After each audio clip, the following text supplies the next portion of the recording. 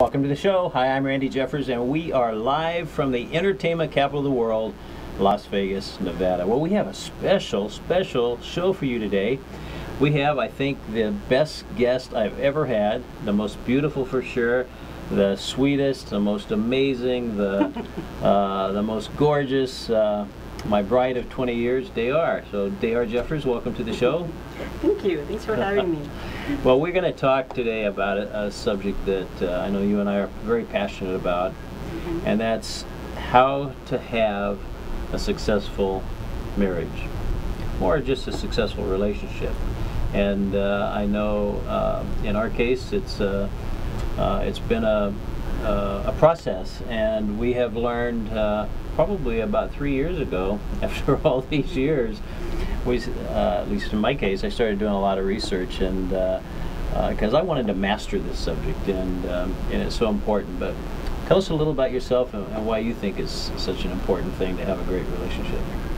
Well, I think that's something that really every couple want, but often fail to achieve because we're not brought up that way.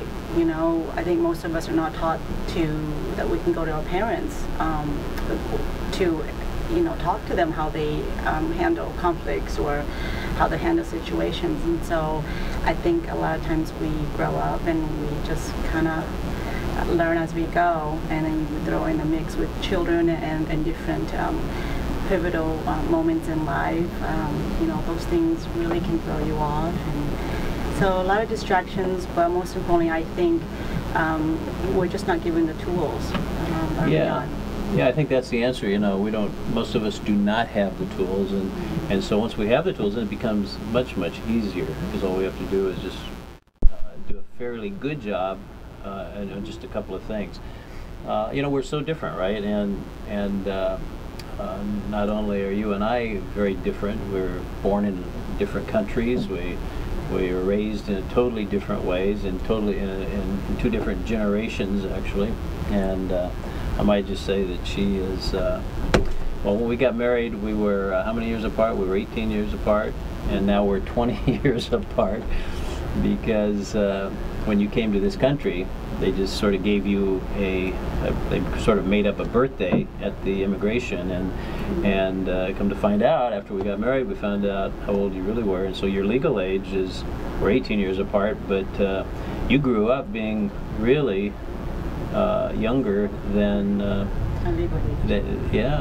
than what you were. So, like, you got out of high school at what age? 16. Yeah. So pretty interesting. But we're all so different, and then you have this difference between men and women. Yeah, there's a really interesting book. We brought some of our favorite books, but this is A Love and Respect, and they have a whole course that talks about how men see things through a blue lens and women see things through a pink lens, and we really are different, aren't we? Oh yes, in so many ways, but yet our basic needs are not that different. I think they're just in different orders, but our most important needs overall is very similar. And I think if we can really have the right paradigm in doing relationship and understanding what those needs are, and just really learning to meet those needs in a ongoing way, that really solves a lot of issues. At least in our case, that was the case. Yeah, no, absolutely, I agree. Well, let's just kind of delve right into this, because I know we have people that want to hear about what we think are the secrets to having a happy marriage, happy relationship, and I think, first of all, we probably should say that it's been our experience that the traditional marriage counselors don't seem to really offer a lot of hope. I know the people that we know that have gone to marriage counselors, and a lot of them just don't get the help that they need because they don't get the right tools, right? I think so. I mean, I'm not knocking off, counseling. There is a time and a place for that, for accountability and for someone to walk alongside. And but I think for us, we were really fortunate to come across some really amazing tools, life-changing tools. And when you boil down to marriage relationship, really in any relationship, it's really behaviors. You know, behaviors dictate how we feel about someone else and how someone feels about us. Yeah. And so, you know, I love the principle of the love bank. That just totally changed my world in understanding that all of us have a different, we all have a bank account for every person that we come in contact with, including you and I. And we have one for our children and our friends, and you know, how we feel when we're with the other person determines whether we're going to, how we're going to behave. In other words, we're going to want to be with them or not in the future. And that principle works the same way in a marriage. Yeah, absolutely right. Well, the love bank, it's just like a regular bank where they're making deposits or we're making withdrawals, and a lot of relationships people make withdrawals and they don't do so well on making the deposits, and that's why the divorce rate is so high, and even people that stay together, pretty much most people, I think, are not really happy, or I mean, it's a rare thing to find a couple that really are happy and just ecstatic about being together, and you know, and living life to the fullest. Most people do not do that, and I think it goes back to what you said. They don't have the tools, right? Right. And you know, these are really simple tools. I mean, they're not easy, but they're very simple. And what these tools does is, that for me personally, it focuses on my role, my responsibility. And before that starts, I mean, I had to buy into that, into this paradigm shift, in that it's my responsibility. Let me frame it in a form of a question, okay? Because there are some baselines, and before we talk about that one, let's talk about the first baseline that I believe that you have to have in order to have a successful relationship, and that's about time. Time is so important, and don't get into a relationship with someone unless you're going to have 15 hours per week of undivided attention with that person. Now, what that means is that undivided attention, it's not watching TV. That doesn't count. That's not, you know, it's eyeball to eyeball, belly button to belly button. You know, it's spending time, quality time together without interruptions. It doesn't mean with the kids. Now that's a whole other thing, because when you have children, you have to do that with each of your children. You have to find 15 hours a week to have with each of those children, and but especially with your spouse or with the person that you love and care about the most. I mean, you have to have that time, right? Absolutely. I mean, you have to have time to meet one another's emotional needs, and apart from your children and apart from your friends and family, and you know, 15 hours is the minimum. I mean, you know, you can always do more. More is always good, at least in my world. The more time I get with you, I love it. And so there was a time when I think our relationship was quite neglectful, and you know, you can feel it when your relationship has been neglected. I think, like any living things, you know, when you neglect it for a long time, it really deteriorates. And you know, so in marriage relationship, you really do have to make the time. But that also begs the question, well, what if you can't stand your partner because it's gone to that point and place where you can't stand each other, you know, because you really have not met each other's needs. And that's what I love about these tools, is that it really spells out what you have to do, and if you're really serious about it, you can get to a place where you will fall in love with each other and stay in love. And I know that to be true, you know, in our lives. So we're so excited, and it's been tried and true for us. And well, let me just say that, you know, love is a mathematical thing. You know, it's pure math, pure arithmetic, and we have a little test that has 20 questions on it that can determine whether you're in love with somebody or not. And you know, you sort of people go in and out of love all the time. You know, it's not some constant thing. But I want to get back to what you said, and I want to frame this in the form of a question. Okay. Because if I were to ask just a guy on the street or somebody out there listening to us, you know, whose responsibility is it for me to be in love with this lady right here? Well, most people are going to say It's my responsibility, right? Because we're taught that way. We're taught that, like, if we're married, my responsibility is to be in love with you, right? And it's your responsibility to be in love with me. But I don't believe that. I don't think that's true at all. I think that that's the furthest thing from the truth, because there is no unconditional love that humans have. Maybe, you know, God is the only source of unconditional love. Humans don't have that ability. We're all conditional. For instance, if she beats me every night with a broom, I'm probably not going to love her very much. Or with a whip. Or with, yeah, well, don't tell our secrets now. Or, you know, I mean, we're conditional, and so the whole one of the biggest secrets is all we have to do is create the conditions. My job is to create the conditions for her to be in love with me every day, and her job is to create the conditions for me to be in love with her. And when you can do that, then everything is easy. It's smooth and smooth sailing.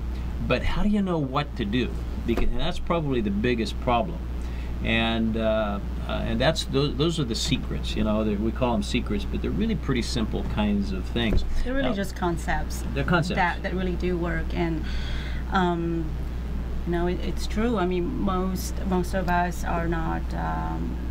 We don't have, you know, great examples growing up. I mean, there's probably a few couples in our circle that I can name them that just seem to have a natural way of doing relationship that's just effortless. That they just genuinely love each other, like each other, and I think one of them is our friend Mornay and Lizelle. I just love the way they engage and interact, and they're one of the very few exceptions from the beginning of the relationship that they just are in sync. But most of us, we really have to learn and navigate these tools. But you know, for me, I think accepting and believing, being completely sold into that principle that it's my responsibility to create the environment for you to fall in love with me and to stay in love with me. It does, at first it seems like that's so unfair, because what about you? You know, that's like the taker in me, you know. But then as I study more and as I understand these tools, and the concept behind this is, the idea behind it is that really I have the power. It's in my hand when I realize that it's up to me to create that kind of conditioned environment. I have the power to change, to choose, and to create the marriage that I want. And naturally, you know, if it's behaviors that are good for us, then, you know, your response is going to be naturally loving, and it just kind of perpetuate itself in time, which is exactly what it had on our relationship. Well, we found the greatest guru of relationships in the world, and his name is Willard F. Harley Jr. And you can get all these books on Amazon, and they were just life-changing for us. But one of the first one is called His Needs, Her Needs. This is a cassette version of parts of it, but His Needs, Her Needs, that's probably the first one you want to have. He Wins, She Wins is sort of a follow-up to that. Oh, can I just say something about this? Because this book is so empowering. This tool really teach you how to negotiate fairly. And, you know, because conflict is inevitable in every relationship, and conflict is not a bad thing. We think of conflicts like war, like in the Middle East or around the world.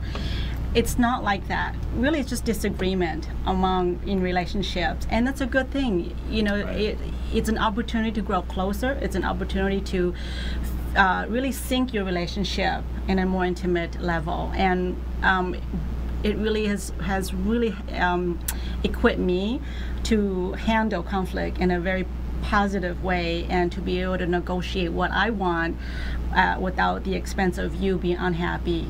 And I love it. It is just revolutionary. Well, yeah, whether conflicts are good or bad, I mean, it doesn't matter, because they're just going to happen. You know, they're going to happen to the best couples, you know, every hour. Every hour on the hour, you're going to have a conflict of some kind or another. And it's not that you have a conflict, it's how you resolve the conflict. It's learning how to resolve it. And really, it's good relationships are really about satisfying your partner's needs. And so how do you know what their needs are? Well, the only way you're going to know what someone's needs are is to ask them. And so we have a worksheet that goes through, and it's just questions. So when you and I did this the first time, you filled out yours, and it was all kinds of things about me and things about you, and then I did the same thing, and so now I know what her needs are because I have it in writing, and I have the paper and I refer to it. Sometimes after a while I might forget about it, so I go back and look at it again. Now I'm a nut about this stuff, so I have to tell you that I'm going to show you some things in my worksheet, because I go to the University of Dayar, and this is a lifetime study, so it's forever, and because I want to learn about this young lady here, and it's not easy. It really does take a lifetime, and so but anyway, this is the first book. You want to get this, and really it's about satisfying her needs and doing the things that she actually needs, because most of us do the things that we want, right? And we don't do the things that our partners want, and they're really, really different, and it's not doing the things that she doesn't want. These are love busters. These are the bad things that we all do, and so this is a companion book that you want to get. And just go to Amazon or your bookstore and you'll find these books. But these books are incredible. Can we touch a little bit about the Love Buster? Because I think that a lot of times people aren't even aware that they do Love Busters all day long and don't even realize it towards one another.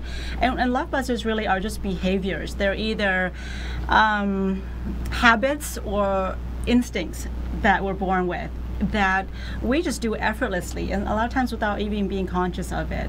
Like being selfish demands, or just making disrespectful judgments, like how can you think that way, or little things like that. Those are examples of love busters. And the key to falling in love and staying in love is to eliminate all the love busters in our lives, but first it takes awareness. And so when you mention about the inventories, that really does help identify what those love busters are in each person's relationship, because obviously I can identify the love busters that I feel I receive from you and vice versa. And that's one of the things that you do that well, by the way. Well, and I thought that there was a time, obviously, when you were just a workaholic, and there was a lot of resentment built up for many years. But what I found is that as we go through these eliminating these love busters in our relationship, these feelings of resentments and just really unresolved issues, and they just disappeared. They kind of really take care of itself, and because joy was being replaced in our relationship, because my needs were being met, you were spending time with me continually. What I noticed that by eliminating these love busters that we became aware that we use in our relationship all the time, it just it's like clearing out the smoke from the room, I guess, for me. And the atmosphere changed. It was just so freeing. That's all I can say, and it really contributed to my love feeling towards you. Yeah, I mean, it really is a freeing up kind of a thing, and it's amazing. We have friends that they're just like, we're all the same, I guess. We rationalize things, we make excuses for things. We're workaholics because we're doing it for our family. But it doesn't really matter what your excuse is. Your relationship is not going to improve unless you're satisfying your partner's needs. Now let's talk about needs for a second, because if you take all the emotional, the needs that people have, they pretty much will fit into about 10 neat little categories. And so women have different needs than men, by and large. If you took all the women in the world and added them all up together, and they're going to, and you ask them their top 5 needs, they're pretty much going to be very similar. And the same thing with men, if you average them all out. But if I were to ask you, what do you think is the #1 need that most women have? What would you say that it would be? Well, people come up with all kinds of things, right? But the #1 need is affection. Well, right? affection, and I think maybe that doesn't mean that there are exceptions. I mean, there are some women that meaningful conversation is more important than affection. So I think, but overall, yeah, affection is the number one. Yeah, affection comes number one, and the number two is intimate conversation. Yes. Now, there are women, I'm sure, that or some other need is more important than those things, but on the average, it's affection. Now, affection does not mean sex. It's two different things, right? Now, let's talk about men. So if Right. you're gonna, right, they're two different things. Now, if you want to talk about men, what do you think is the number one need that most men have? And that is Sex. sexual fulfillment. That's Yes. right. And number two is Recreational companionship. recreational Yeah. companionship. And now this is a real interesting, because that's having a buddy to do things with. Now, here's a good example. You have a lot of husbands, for instance, that like to play golf. Their wife does not like golf. She doesn't want anything to do with it. She likes shopping. And so the husband hates to go shopping, right? And so what happens is the guy goes golfing every week with his buddies, and then one day some little gal comes and joins the foursome, and they pick up a friendship, and the next thing you know, there's an affair going on, and next thing you know, there's a divorce. And that's a pattern that is just repeated all the time. And so, how many things are there that people can do? There's thousands, hundreds at least, many hundreds of things that you could do. Mm-hmm. And so you want to find something that you really love doing that you can do in common. And something that is just exciting to both of you. And when you do that, then all of a sudden things are different, because you also have to put up guardrails. Talk about guardrails a little bit. Oh yeah, I mean, I just picture your child going hiking with you. I mean, you just feel safer if there's a guardrail there versus when there isn't one. And I think in marriage too, that we do have to put guardrails in our marriage relationship, and that's why spending time together, adequate enough time, minimum 15, is really important. Yeah. Because that's when we connect and build relationship, and that's where intimacy is ever evolving. And so you got to spend time with your spouse, your loved ones, and it's really important to do the things that you both enjoy. And if your spouse doesn't enjoy something that you enjoy doing, brainstorm and find something that you both equally enjoy. And for us, luckily, it's just being together and spending time together, with our children, just together, taking walks. So it's really easy for us. But I mean, that's not to say that you can't have girlfriend times or do things and just have some space. But all in all, like just hobbies-wise, it's really important to cultivate a lifestyle that you two really are. Really connected, which safeguard. I mean, that just kind of takes us to the next level. Well, I should say, the next concept of Harley, which is the policy of joint agreement. And boy, that was really hard for me to incorporate into our relationship, because I'm very independent, and you haven't worked a lot of hours and just focusing on the business. I made a lot of decisions on my own. I mean, anywhere from grocery to, things with the boys, or having my girlfriend trips, so I'm so used to, and you've allowed me that luxury for many years to make those kinds of decisions. So when we agreed to do Harley's principles, that was one of the things that I thought it was going to be so difficult, but then as I embrace it and practice it, and I recognize that, oh, it's a two-way street. It's not just me doing whatever makes you happy. That's not that at all. It's really about finding a solution that we're both happy. Right. And as we develop, these habits, we're both just really happy together and for each other. And ultimately, what I experienced was that I did not enjoy or want to be happy at your expense. I really truly didn't want to make any decisions, or didn't want to have my way if I knew that was going to cause you, grief, that was going to really hurt you, or just make you really, sad and disappointed. Right. And so I think that's that's really a picture of what love is. You know, it's really not sacrificing yourself, but really coming together and finding a solution that you both can truly get behind. And really, I give you all the credits for sticking to it, making sure that we follow the process correctly. You wouldn't give up, but you also wouldn't let me give up when I play the martyr in that process as well. And I just really appreciate that you continually insist that we do it right, and that we get to a place where it's a win-win for both of us. Well, like I said, I'm a nut about these things, and one of the things that we learned through these books of Willard Harley is there's 10 basic principles. Now, I have taken all these principles. The first one is the love bank, which Dara was talking about. But I've taken all of these and I've put them on. I've printed them out on colored paper. I've actually framed them, and if you come to our bedroom, you will see. Fortunately, we have a pretty good-sized bedroom with a lot of walls, but you will see these things in frames, beautifully framed, hanging there, and some of the other basic principles as well, all surrounded around a picture of us. And because I want to have them in front of me, and so when I'm shaving, for instance, like in the hallway in our bedroom that goes into where the bathroom is, when I'm shaving, I just walk around. I'm shaving with electric razor, and I'll be walking around shaving, and I'll be reading on the wall, because I want them to be in front of me, because we forget about these things, and they're basic kinds of things, but if we don't keep them in front of us, we're going to get sidetracked, and then we're going to and then we're going to be, you know, doing this out of love, and then, you know, we have to work hard to get back in love.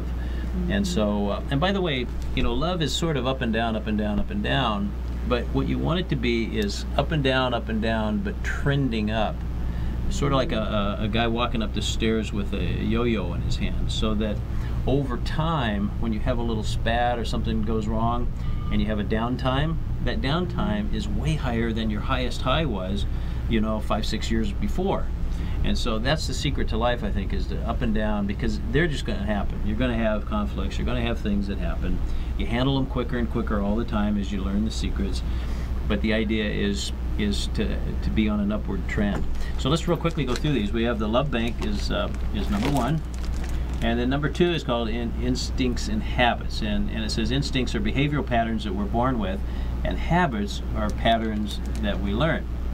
And the third one is this is just a listing of all the emotional needs. So you have things like affection, sexual fulfillment, intimate conversation, recreational companionship, honesty and openness, physical attractiveness of your spouse, your financial support, domestic support, family commitment, and admiration. Now, everybody is a little bit different, but remember, they all pretty much average the same kinds of things. But some people might have financial support. You know, if maybe they were in a situation early on in their life where money was just non-existent, and financial support's important to them. You know, and it overrides all the other things. Maybe that's the case with some people, but. Now, this next one is called Policy of Undivided Attention, and that's the one we talked about, where you have to have 15 hours. I mean, minimum. Don't even get into a relationship unless you're going to do that, right? It doesn't make sense. Right? Well, you think about it, in, you know, the beginning of a courtship relationship, you know, you probably spend more than 15 hours a week together, talking and sharing, holding hands, whatever, but you just spend those moments giving each other undivided attention, and over time you reach that threshold where you fall in love with each other. And you know, it doesn't have to be just the beginning stages. It truly can be your whole life through, if you apply the right principles and practice you know, daily. You know, it's amazing that, you know, when people fall in love, you know, and they first get together, and you know, you can't stay away from that person. I mean, you'll drive 100 miles just to spend 2 minutes with that person, get in the car and go back another 100 miles, right? Just to be able to see them and be with them for just a few minutes, if that's what you have to do. And then, you know, they get married, and then, you know, 7 or 8, 10 years later, they don't want to talk to each other. They go out to dinner and they don't even talk to each other. They don't even look at each other. You know, it's just amazing what happens to people, and a lot of it is this next principle, and that's the Love Busters. That's what the Love Busters book is about. And these are selfish demands, disrespectful judgments, angry outbursts, annoying habits, independent behavior, and dishonesty. So it's learning how not to do any of those things, how to overcome those, and work on just doing what satisfying their needs. Now the next one is policy of radical honesty. And do you want to talk about that one? Well, the idea is that you, as much as you can, be honest about, who you are. That includes your past, your family, just your life, past, present, and perhaps and even future. And the goal is that you do life together. You discuss things. You know one another, and I understand that. You want to build trust, and by doing this, being radically honest with each other, you truly can trust one another, and you know where each other are at, and you know who each other are. You know the good, the bad, and the ugly. And the idea is to allow our spouse to make that decision, to make that choice about us. And the wonderful thing is, if our spouse knows the worst part about us and still loves us, that's pretty amazing. And so then there's really nothing to fear. Exactly. Now the next one is the giver and the taker, and we all have a giver inside of us, and we have a taker, and I'll leave that for the book. But the next one is a policy of joint agreement. Now this is a really good one, and now what this says is never do anything. Now that means anything without an enthusiastic agreement between you and your spouse. Okay, so it means never, and it means anything. So never do anything without an enthusiastic agreement between you and your spouse.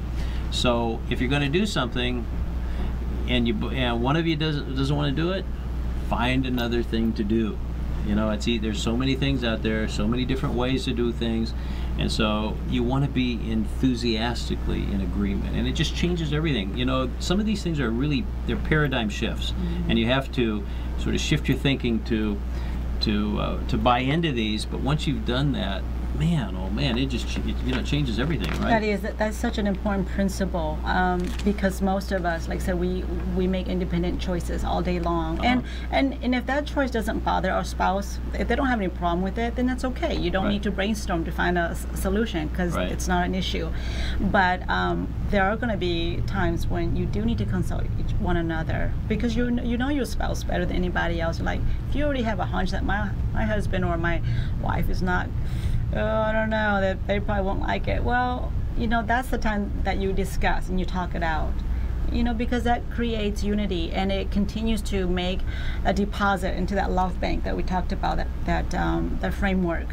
You don't want to do anything that withdraws your love bank, because it doesn't make sense, to make a deposit and then withdraw right away. I mean, if you did that in a bank account, you end up with really zero balance, and sometimes even negative if you don't make enough deposits. So this is just a great way to continually deposit love into your bank. Yeah, and the last one is marital negotiation, and that really is about, let me just throw my glasses on, but this kind of small print, but number one is establish the ground rules, be pleasant and cheerful, put safety first, no demands, disrespect, or anger. If an impasse is reached, stop and come back later. And then number two, identify the issue from both perspectives. Nail down your partner's perspective. That's really important, and get a sign off. Get an understanding now, not an agreement. All you're doing is you're trying to understand the issue from their perspective. And then you brainstorm. So you're going to brainstorm with abandon. Represent both yourself and your teammate. Create a menu of options of possible solutions. And you might want to write these things down. You might have 100 of them. It doesn't matter. There's no bad ones. You just write them all down. And then number four, you select the option that works for both of you and that you enthusiastically agree on, that meets the conditions of the policy of joint agreement. And then you test the solution for a week or so, and then evaluate to see how that worked, right? Right. This process really is the pathway to discovering a solution that you both are happy with. And isn't that what we want? That's what we want. That's really the goal in marriage relationship, is doing life and loving one another and allowing each other to be themselves, but yet not inflicting, our wishes or demands on the other person at anybody's cost. So I have all kinds of little truisms, and by the way, truisms are called truisms because for the most part they're true, right? so they have all kinds of great things. Here's one here: you have no right to try to control your spouse regardless of what he or she is doing. And so many of us, we try to make over our spouse. We want them to and we work really hard at it for some reason. We want them to be what we want them to be, but they are what they are. And when you have this commitment to mastering what the needs are and learning how to satisfy your partner's needs, they'll make themselves over. It'll just happen. It happens automatically. But you have to take responsibility, I think, for yourself. So if it's to be, it's up to me. I have to be the guy that starts it, right? I have to be the one that satisfies your needs, and then you get on the train and you start satisfying my needs, and then all of a sudden we're pretty happy, right? Right. Well, it's a learning curve, to not impose our wills and wants on the other person, just really allowing the other person to be who they are, and that's not excusing for people for behavior that are unhealthy, obviously, that are not depositing love into the bank, but I'm talking about perhaps these things are more instincts and maybe personality, but we certainly can tweak it, and the process of negotiating and finding a solution is that in our journey sometimes we can't quite come up with a solution that we both are in agreement with, but we come up with maybe two ideas that are really good that we both can live with, and so we've decided to do one person's idea first, and we allow a little window to practice it, and whether it's a week or a month, and then we revisit, right? And if that idea doesn't work, we figured out, okay, let's try the other way, right? And then we just fine tweak it. But the important is that we're doing it together enthusiastically. One of these here I just saw was about honesty, and it's amazing the couples, a lot of couples that we know where people do things, they hide things from their spouse, Well, we'll go shopping and we won't tell. You mean that time that I told you I saved up, Yeah. $50,000? Yeah, right. that I had to give you. Yeah, right. So let's see what else we have. We have some nuggets in here. I mean, there's so many wonderful, great things. But your spouse is your most important friend or relative. No other friend or relative should ever come between you. Now, that's a really important one. And one of the things that we tell our kids, we have an 8-year-old and a 16-year-old, and you'll get to see our 8-year-old in a couple of minutes. But we let them know that we love them with all our heart and that we would die for them, but we love each other a little bit more. And I think that's important for our kids. We want them to know that because we want them, when they get married, to have that same feeling with their partner, right? Right. Well, yeah, it's important to provide them a good model for marriage, and it isn't perfect, but it's healthy, and that they can have something to learn from, and that, well, this is how my parents did it and it worked for them and they're in love, and so naturally your kids are going to want to draw from your experience and wisdom if they witnessed it themselves. Exactly. And so which really is this tool is so incredible that it really truly can take a relationship at the brink of divorce or even separation or already divorce and everything in between to just hating each other's guts, to really falling in love all over again, and perhaps even better than ever was. And that truly has been my experience with us, and so I am my own guinea pig in applying these tools, and there is definitely hope if there are two willing people that want to make their marriage relationship work. Exactly. And this is exactly what these tools have done for us, and we're so excited. We just want to share with all our friends and with those out there. So if you need just some pointers, please feel free to, contact us, or we can just point you to the right directions and point you to the right resources. Here's an interesting one. Of all the people you know, you're more likely to hate your spouse than anyone else. Now, that's anybody in the whole world. You're more likely to hate them than anybody else. And your spouse is more likely to hate you than anyone else. That's because we have this vested interest in each other, right? Well, yes, absolutely. But everything we do to affect each other. My greatest source of happiness, it has almost everything to do with you, as well as my greatest source of unhappiness also is affected by everything that you do or don't do. And it's really important. We are in a relationship, and that is that we relate to each other. And so learning to relate to each other in a healthy way is a must if you are to have a healthy marriage. Yeah. Here's one here. Now this is honesty is a really important one for me, and so honesty is like a flu shot. It may give you a short, sharp pain, but it keeps you healthier in the long run. And that's why it's so important to not have secrets, to be open yourself up, be transparent, and the good, the bad, the ugly, and when your partner knows all those things and still loves you, that's a pretty amazing thing. I have this upside down here, going the wrong direction. But so what else do you want to say about all of this? It has just been a wonderful journey, all in all. It certainly is not the conventional paradigm that I grew up with, or I learned in college, as well as from friends and others, or even in the church. The traditional paradigm is that you love your spouse unconditionally, and that you're committed for life, and all that it sounds great, and you wish you could do that, but the reality is that love is conditional in a marriage relationship, as well as really friendship is conditional, and it's really a matter of meeting one another's needs. And so having this paradigm shift has really empowered me to realize that at any moment, if I feel like my relationship is not where it can be or where it needs to be, I can do something about it.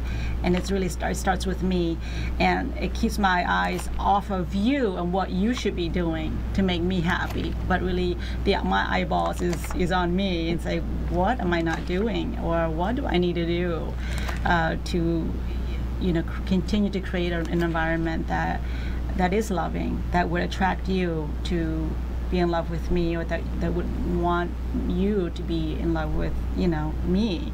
And like I said, it's very empowering.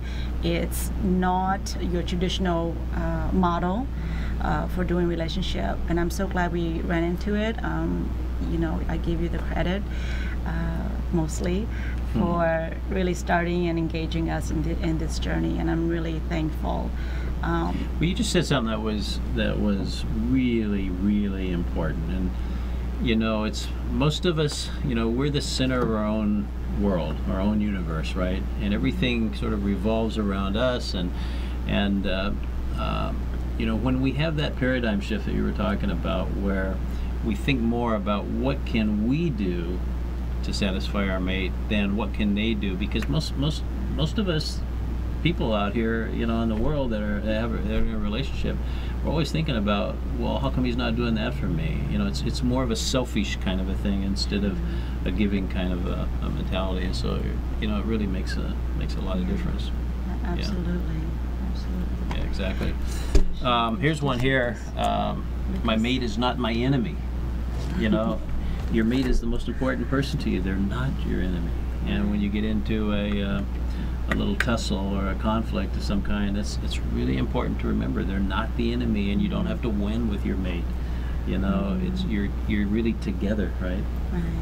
Well, we're almost out of time, and we have somebody over here sitting with the engineer, Scott. But Lucas, would you come over here? Come right over here, baby. He's been waiting He's so been sitting over patiently. there watching us, and this is our 8-year-old. And so when you have a happy marriage and a happy relationship, you have happy kids, right? Yeah. And are you a happy guy? Yeah. So what do you say to all the people that are, see those 3 cameras up there? A lot of people are watching us right now. What do you want to say to them? Should they all, do you think if they're unhappy right now, you think there's hope for them and they can have a happy relationship like Mommy and I do? Yeah. Absolutely. And you know, we really mean that. You know, if you've lost hope, if you're out there and you think that maybe there is no hope, maybe there's no way you can get out of this, and you know, don't repeat the cycle. Don't get divorced and go repeat it. You know, figure out what it is that what the secrets are. And if you need our help, you call us. You can email me, randy@randyjeffers.com, and I'll point you in the right direction. We'd be glad to help you. So thanks for being here, and I hope this has been really helpful, and we'll see you next week, same time, same station. Bye bye, everybody.